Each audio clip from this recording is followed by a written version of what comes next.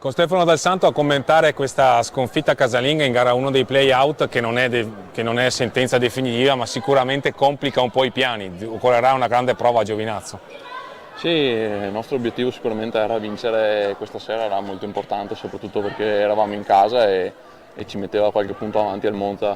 Ora la classifica per noi si complica e c'è poco da dire, da fare, e si deve andare a Giovinazzo e vincerla. Sabato prossimo peraltro Giovinazzo sarà in scena a Monza che vincendo avrebbe un virtuale match point per conquistare la salvezza in anticipo e quindi si presume che darà il massimo impegno, dopodiché voi dovete giocare le vostre partite e discuterle con gli avversari che vi si pareranno di fronte, no?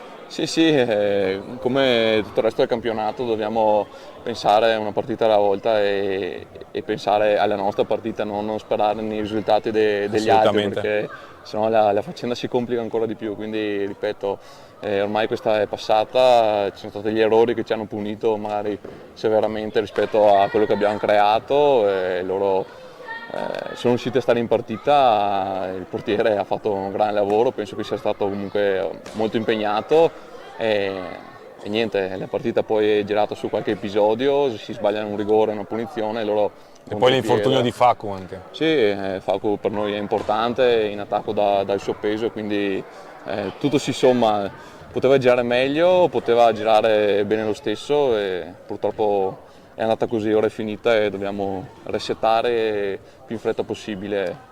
2 settimane di tempo, magari se rimane la temperatura così è anche meglio, perché andare a giocare a Giovinazzo forse se il caldo potrebbe farsi sentire con certe temperature, no?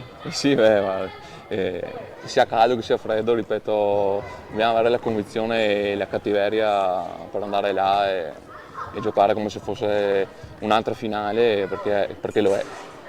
Certo. E come valuti personalmente la tua prestazione stasera?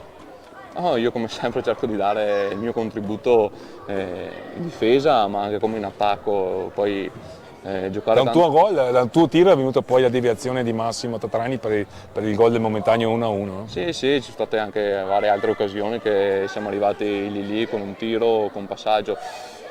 L'occhio è così, poi io do sempre il massimo e spero di dare il mio contributo fino alla fine per raggiungere la salvezza che tutti noi vogliamo. Ci sono altre 3 partite per conquistarla. Grazie Stefano. Grazie a voi.